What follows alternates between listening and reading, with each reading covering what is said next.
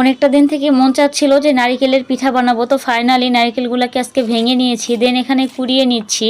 And এদিকে নারিকেলটাকে আমি সিদ্ধ বসিয়ে দিয়েছি, কারণ আজকে বানাবো আমি নারিকেল পুরি। তো কে কোন অঞ্চলে এই নারিকেলটাকে নারিকেল পুরি বলেন বা অন্য কোনো নামে ডেকে থাকেন কমেন্ট করবেন।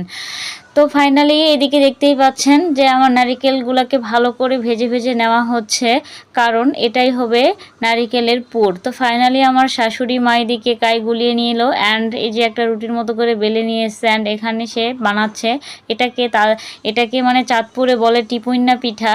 এই যে টিপ দিয়ে বানাচ্ছে, তাই এটার নাম হয়েছে টিপুইন্না পিঠা। তো আমাদের অঞ্চলে এটা হাত দিয়ে সুন্দর করে ঘুরিয়ে ঘুরিয়ে বানায়। তো ফাইনালি আমিও একটা ট্রাই করলাম, এই যে এটা আমি বানিয়েছি, কেমন হয়েছে দেখতে। দেন এটা এখন খোলাতে বা রুটি সেকায় না তাওয়াতে ভাজতে হবে, মানে হালকা আছে একটু একটু করে উল্টিয়ে পাল্টিয়ে দিতে হবে।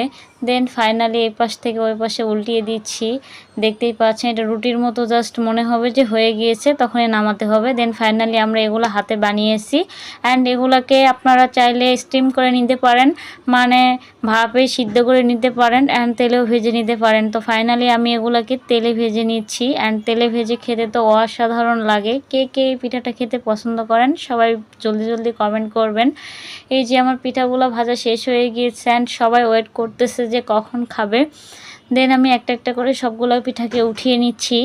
এই পিঠাটা তেলে ভাজলে হয় নারিকেল পুর, আর এটা দুধে চুবালে হয় পুলি পিঠা। সামনে তো শীত চলে আসতেছে, তো ইনশাল্লাহ এবার পুলি পিঠাও বানিয়ে আপনাদেরকে দেখাবো। তো এখন মন চাচ্ছে সেহেতু আমরা এই পিঠাই বানিয়ে খাচ্ছি। আর নারিকেলের মধ্যে মোস্ট ইম্পর্ট্যান্ট আরেকটা জিনিস, সেটা হচ্ছে নারিকেলের নাড়ু। আমি জানি বিশেষ করে নারিকেল দিয়ে এই ধরনের পিঠাপুলিগুলো খেতে সবাই অনেক অনেক বেশি পছন্দ করেন। আজকে ভিডিও এই পর্যন্ত, সবাই ভালো থাকবেন, আল্লাহ হাফেজ।